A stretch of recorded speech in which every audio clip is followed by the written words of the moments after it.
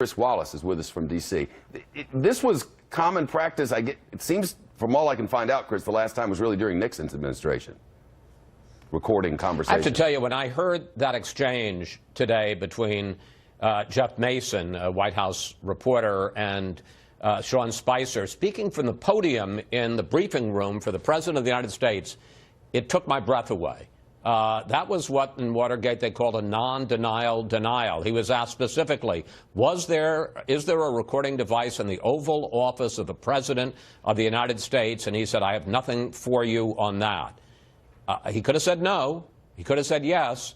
He said, I have nothing for you on that. That is a non-denial denial. Look, it may just be that the President is trolling the press corps and saying, oh, work into a frenzy about all this, and it turns out it's nothing. But why would he do that? Why would he want to decrease the credibility, which is already in question, of this White House and comments that are made from that podium? It seems to me that you're playing a very dangerous game with the currency of the credibility of the President of the United States. This first came up in the context of discussion regarding James Comey. That's right. This is the tweet that came from the President this morning when he said, you know, he better hope there are no tapes if he's going to keep leaking. This all goes back to yesterday when the President told Lester Holt in that interview for NBC that on 3 separate occasions, including once at the White House, a week after the inauguration, that Comey told the President that he was not a target of the investigation. That always seemed very dubious, given the fact that, you know, you can argue that Comey had an overly inflated sense of his own integrity, but the idea that he would say to the potential target of an investigation, you're off the hook, that always seemed unlikely. And then, sure enough, this morning, Comey, through sources, associates, leaked a story to the New York Times that told a completely different story, that said that the President called for the dinner, and at the dinner asked him 3 separate times, will you pledge your loyalty to me? And Comey refused to do so, and that then led to the tweet. I don't, you know, look, here's the real thing that I wonder about here, Shep. If the whole point a week ago was that the President was fed up with the high profile of the Russia investigation and the high profile of James Comey, look at every step that has been taken in the last 7 days, and you would say that if he had gone about it as purposely to raise Comey's profile and to raise questions about the Russia investigation, he couldn't have done it better than he has. So I just find it one of the most astonishing weeks that I've ever covered in this town.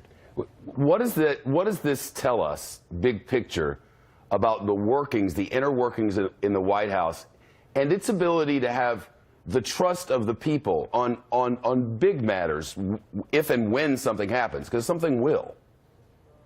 Well, first of all, you wonder about the trust of the people inside the White House. The President apparently was furious on Tuesday after he suddenly announced Comey's firing that there wasn't a more concerted effort on the part of the communications team to defend him. Well, the reason there wasn't is because the President hadn't told them. They hadn't had set-up time to think about it and to organize and to put they're a credible team. They could have put together an argument. Then, of course, the other thing is that it turned out that the original reason that they were given and that the President himself put in his letter firing Comey turns out not to have been the truth. He said in the letter, I did this on the recommendation of the Attorney General and the Deputy Attorney General because of the way Comey handled the Clinton investigation. And then yesterday with Lester Holt, he said that wasn't true, that he planned to fire him even before he met with the people from the Justice Department. So, again, every step he's taken this week has cut into the credibility of this White House, the trust of the people inside the White House, and clearly, I think, the trust that the American people pay to this President and to his White House staff. Chris, you've covered a lot of White Houses, and I wonder, as the objective journalist that you are, how you would describe the state of this White House and this presidency at this moment. I've been thinking about that a lot today. I've never seen anything like it, and I find it very troubling and troubled. I just don't understand the game that they're playing, because it isn't a game. You're dealing with very serious issues. If the President's upset I mean, just think of this. The president says that he wants to get, he told Lester Holt, I want to get to the bottom of the Russia investigation. I want it to be done quickly, but I want to find out. But then today he sends out a tweet, and he sent one out earlier in the week saying that it's all a hoax and that it's a taxpayer-funded charade. Well, does he want to get to the bottom of the Russia investigation, or does he just want to get to the end of the Russia investigation? I think that's a legitimate question. Is there a danger in this level of disarray? Sure. I mean, this is the president of the United States. This is the man who's running the country. This is the man who we all have to trust, as you point out, in a crisis, and there will be a crisis. And everything that's happened this week has chipped away at that credibility. I think it's a very distressing situation. We tend to look at these things as the view of those who support and the views of those who are critics. And yet in this case, it seems to be coming from all sides. There's just a general observation that that we're in a level of unusual that most people with whom I've had any contact can't find reference to historically, and many questions about how you might get out of this cycle, this cycle that this White House seems to be into, and so that we can get about the business of the nation. Because, Chris, it's clearly, it's all stop.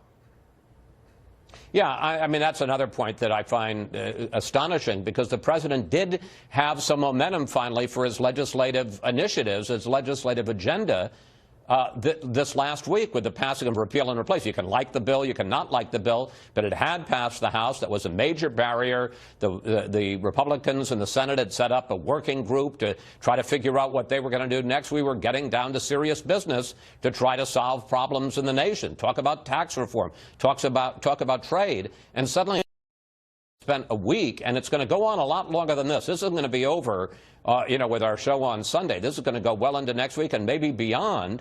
I mean, there's talk about Rod Rosenstein, the Deputy Attorney General, having to testify before the entire Senate and brief them on this whole situation. There's going to be the announcement of a replacement for Comey. There are going to be, you know, confirmation hearings that are going to be very controversial. This is going to stop all of the business that was supposed to be done to deal with the problems of the American people for a prolonged period of time. And we're going to be in